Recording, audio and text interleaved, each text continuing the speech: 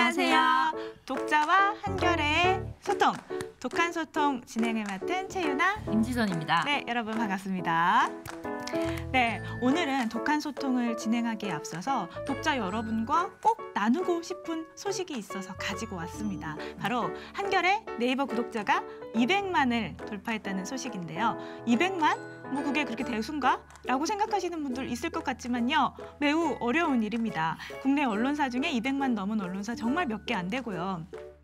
저희가 올해 1월에 100만을 넘겼는데 6개월도 안 돼서 200만을 돌파를 했습니다. 네, 정말 같이 축하해 주세요. 네, 너무 축하하고요. 네. 이게 무슨 의미냐면 200만 명의 네이버 이제 이용자들이 네이버가 이제 뉴스 시스템을 개편해서 구독한 그 언론사의 뉴스만 보게 돼 있는데 한겨레 거는 봐야 되겠다. 그쵸. 나는 한겨레 거는 선택을 해야겠다라고 해서 200만 분이 이렇게 하신 거고요.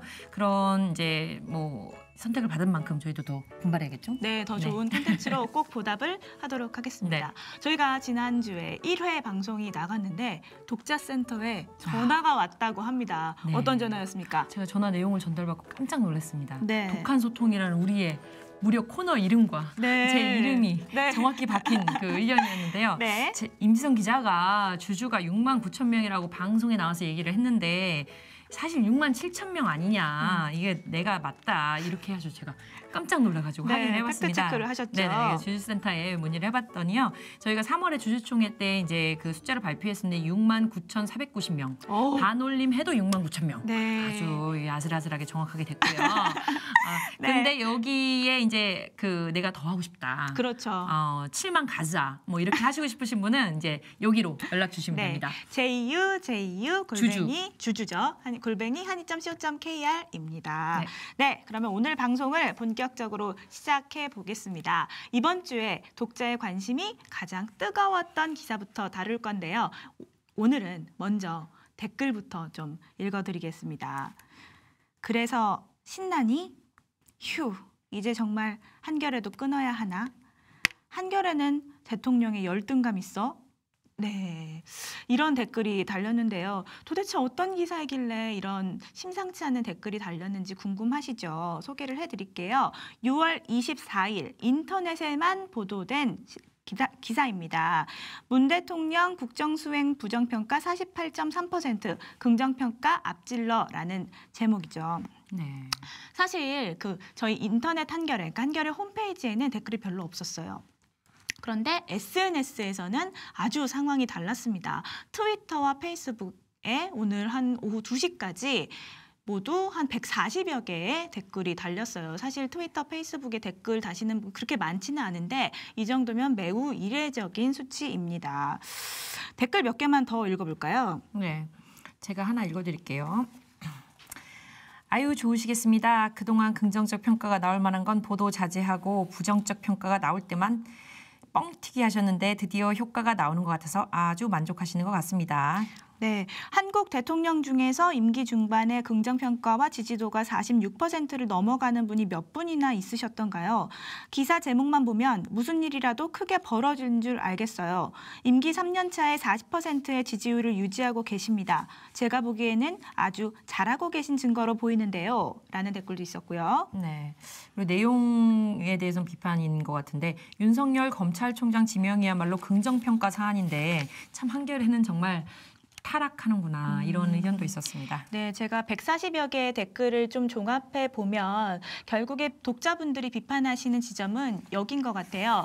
왜 부정평가가 긍정평가를 앞지르니까 보도를 하는 거냐라는 부분인데 소통 데스크 어떻게 보시나요?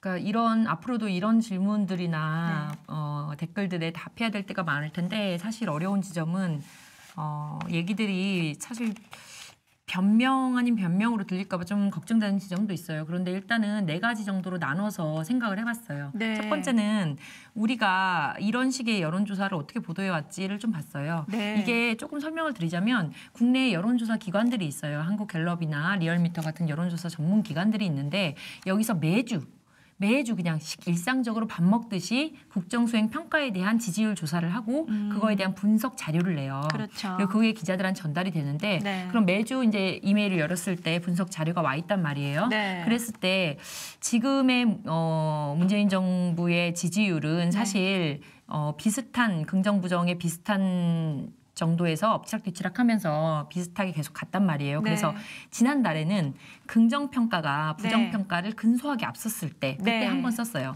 그리고 또 이제 또 한참 있다가 저희가 또 부정평가가 긍정평가를 앞섰을 때 완전히 반대 상황에서 한 번 쓴 거죠. 둘 다 지금 지적하신 것처럼 오차범위 이내였고 사실 그렇게 큰 기사는 아닌 거죠. 그래서 지난 5월 달에 이제 긍정평가가 앞섰다는 건 지면에도 나갔지만 이번 기사 같은 경우는 그래서 온라인 기사 처리만 했던 디지털에만. 거죠. 네네네. 이런데 지난 5월이랑 6월에 보면 사실 문재인 정부에 대한 여론조사 기사가 많았어요. 왜냐하면 문재인 정부가 2년을 맞았었거든요. 지난 5월 10일에.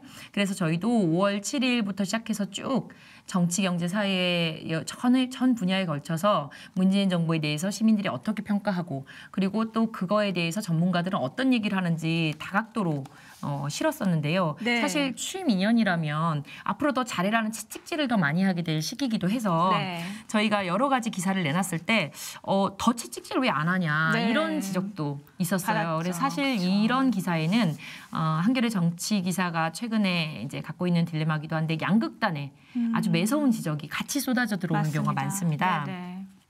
이게 이렇게 왜 양극단으로 갈리고 특히나 한겨레의 스탠스에 대한 이제 한겨레가 써있는 지점에 대한 얘기가 맞는가에 대해서 김춘식 한국외대 교수 지금 차기 언론 학회장인데요.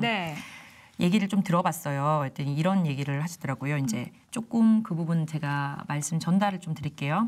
현 정부가 추진한 정책 방향이 한겨레의 신념과 일치하기 때문에 한겨레의 딜레마는 이해된다.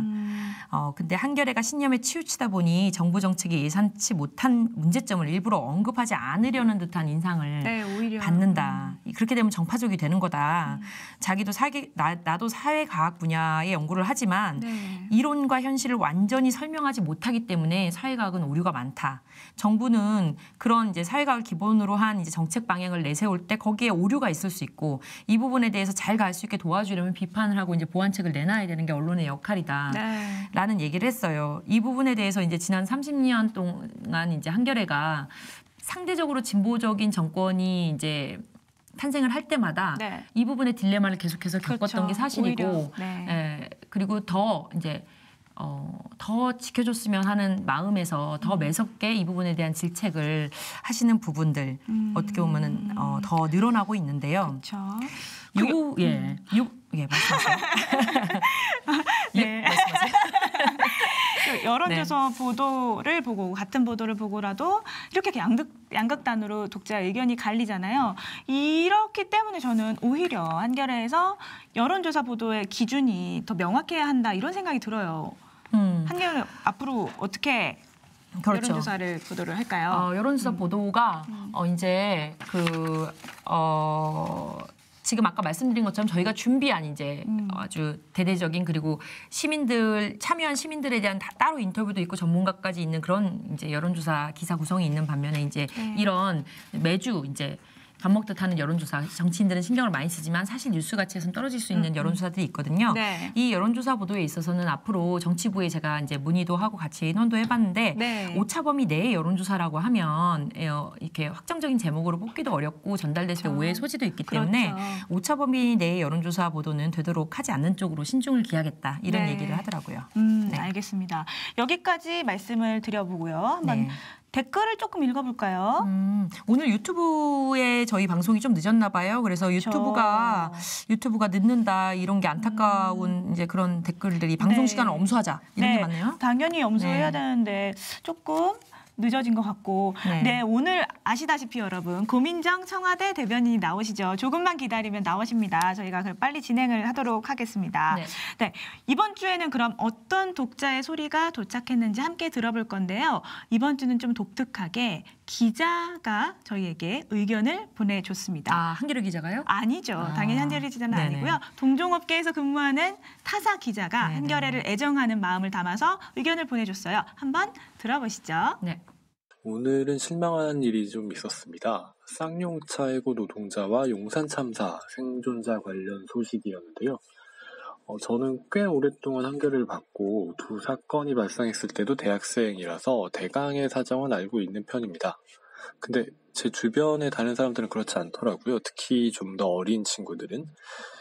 그 얘기를 듣고 기사를 다시 보니까 좀 저간의 사정을 파악하기가 여간 어려운 게 아니었습니다. 기사 말미에 한편 이런 식으로 설명해주는 방식? 그 정도라도 해주셨다면 이렇게 소식이 묻혔을까 하는 아쉬움이 남습니다.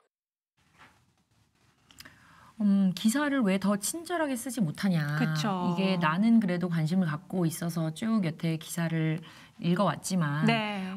이 10년 전의 사건들이 맞아요. 있기 전에 젊은 사람들, 대학생들. 잘 접하지 못했던 그쵸. 사람들 그런 사람들도 이게 얼마나 심각한 문제인지 알려면 한겨레가 더 기사를 풍부하고, 친절하게 그쵸. 써줘야 되는 거 아니냐 네, 이런 네. 얘기로 읽혀요. 그래서 맞습니다. 이제 저희가 기사를 쓸 때 이제 말씀드린 대로 지면은 원래 한정적이어서 지금 벌어진 일에 대해서 쓰다 보면 이전에 그게 무슨 맥락에서 있었던지 충분히 설명하지 못한 적들이 있었어요. 맞아요. 근데 항상 딜레마죠. 네네. 근데 이게 디지털 기사를 중심으로 이제 기사를 쓰는 게 이제 옮겨오면서 조금 더 친절하고 아주 전사까지 완결된 컨텐츠로 나갈 수 있게 해야 된다 이런 인식이 기자들 사이에도 확산이 되고 있어요. 네. 지금 말씀하셨던 기사 중에 용산 참사 관련 기사, 네. 이제 용산 참사 생존자분이 결국에는 안타깝게 목숨을 끊으셨다는 그 소식, 네.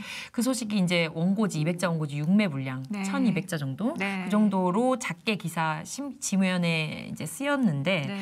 이 기사에 대해서 기자도 그 안에 이제 이 내용들, 이게 2009년도에 일어났던 사건이고 네. 철거민과 진압경찰이 충돌을 해서 큰 네. 불이 났고 철거민 5명과 경찰 1명이 숨졌었던 사건이라는 내용은 네. 기사 안에 넣었지만은 네. 이 기자도 다 설명하지 못한 것 같은 그쵸, 갈증이 그쵸. 있어서 맞아요. 방금 전에 지금 확인해 보시면은 방금 전에 따끈따끈하게 올라온 기사가 있습니다. 네. 그거를 제가 지금 바로 말씀드릴게요. 네. 이 똑같은 게 이유진 기자가 썼고요. 경찰이 용산 참사에 반드시 사과해야 하는 이유 5가지라는. 맞아요. 이 부분이 사실 그전 기사에서 없었거든요. 네네. 이 부분을 다 넣기가 어려운데 네. 이 한풀이라도 하듯이 이제 이전에 6매 기사를 썼던 걸 네. 무려 26매 기사로 26 곱하기 200 하시면 됩니다. 정말 글자 쓰고 친절합니다. 쓰려면. 26매 기사로 이거를 풀었었어요. 네. 5가지로 했는데 이 5가지를 하나하나만 먼저 말씀드리면 하나는 첫 번째. 참사 이전에도 경찰은 철거 용역 위협 묵인했다. 그러니까 이전에도 그럴 조짐이 있었다는 거죠. 2번 농성 시작 25시간 만에 이 작전을 개시했다. 네. 이럴 필요 있었냐? 명분이 부족했다. 3번 안전 대책 없었다. 미흡했다. 사전 예행 연수도 없이 무리한 진압이었다. 4번 1차 진입 뒤 이미 작전 정상적 수행이 불가능했다. 그런데도 2차 진입을 강행했다. 네. 5번 철거민만 기소해서 재판을 했다. 그게 이번에 돌아가신 분도 그렇게 해서 유죄를 받았는데 그쵸. 그래서 이러는 동안에 경찰은 막 여론전에 열을 올렸다. 네. 이 부분에 대해서 5가지를 꼼꼼하게 짚었으니까 네. 이 기사를 통해서 같이 확인해 보시면 좋을 것 네, 같습니다. 그리고 본인만 보지 마시고 주변에도 좀 많이 공유해 주셔서 모두가 좀 기사를 한 건을 읽더라도 제대로 읽을 수 있도록 하면은 참 좋겠다는 생각이 듭니다. 네네. 네, 이제 마지막으로 정말 빨리 해야 될 것 같아요. 페이스북 다이렉트 메시지로 온 독자의 소리입니다. 네. 제가 아주 빠르게 읽어볼게요. 안녕하세요. 저는 기자라는 꿈을 가지고 있는 땡땡땡이라고 합니다. 제가 이렇게 연락을 드린 이유는요. 저희 학교 이번 수학 수행평가가 자신의 진로와 수학 수행평가. 네, 수학 수행평가가 마음이 크지만 수학적 사고 능력이 어떤 연관이 있는지를 알아보는 것입니다. 사전에 작성한 계획서에 유명 기자분들의 학창 시절 실제 수학 실력과 이분들을 인터뷰하여 수학적 사고 능력과 기자라는 직업이 실제로 관련이 있는지 알아본다고 연락을 드렸습니다. 답변해 주시면 매우 감사하게 생각하겠습니다. 지금 여기 네. 질문을 보니까 일단 이분한테 답을 여기 방송을 통해서 드리는 것도 필요한데 네. 직접 이 자기가 진로를 정한 사람을 인터뷰해야 된다네요. 네, 이분은 해주시나요? 포털 사이트에다가 한겨레 임지선 검색하시면 이메일 주소 나오거든요. 네. 그쪽으로 보내서 저한테 전달해 주시고요. 네. 제가 그래서 아침부터 만난 기자들한테 계속 자꾸 물어봤어요. 수학 잘했어요? 수학 잘했어요? 계속 물어봤는데 절반 정도는 듣자마자 아니야 못했어 이렇게 얘기하시고 절반 정도는 굉장히 거만한 눈빛으로 내가 뭐 과수석이었다는 둥 네네. 그런 얘기를 막 하시면서 묻지 않은 얘기를 하셨어요. 네. 실제 이제 전공으로 보자면 문과 계열, 사회 계열이 아무래도 글 쓰고 사람 만나는 직업이다 보니까 많긴 한데 네. 의학 의학과, 법학과, 경제학과, 생물학과, 생물과학과, 금속공학과, 식품영양학과 등 네. 이색 학과가 다양한 많습니다. 학과. 네. 근데 또 한 사진 기자는 수학과 전혀 상관없어 보이는 사진 기자도 셔터 스피드와 조리기를 계산하려면 수학이 필요하더라라고 말했고 네. 최근에 데이터 저널리즘이나 분석적인 그쵸. 글쓰기, 알고리즘을 이제 생각해야 되는 그런 작업들이 많이 이루어지다 보니까 네. 수학적 사고 능력 이 자체는 업무 연관성이 없다라고 말할 수 없다라는 맞아요. 얘기들을 많이 했어요. 네. 그래서 그런 정도로 이게 꼭 필수 조건은 아니지만은 수학을 잘하는 것이 기자 생활에 도움이 된다. 이 정도로 정리하면 될 것 같습니다. 네, 독자분들 많이 도움이 되셨으면 좋겠고요. 네, 하지만 수학적 사고 능력과 네. 수학을 100점 맞는 거랑은 상관이 없을 수 다르니까 있습니다. 네, 또 네. 용기 잃지 마시고요. 네, 이번 주는 여기까지 하고요. 네. 만약 다음 주에 내 질문, 내 의견 꼭 소개됐으면 좋겠다 하시는 분들 요 밑에 전화 1566-9595, 이메일 publiceditor@한이.co.kr로 보내주시면 됩니다. 나 이것도 너무 번거롭습니다 하시는 분들은 유튜브 여기 댓글창에다가 달아주셔도 좋고요. 페이스북 DM, 다이렉트 메시지 환영합니다. 자, 저희는 다음 주에 찾아오겠고요. 오늘 되게 빵빵한 소식들이 준비가 돼 있습니다.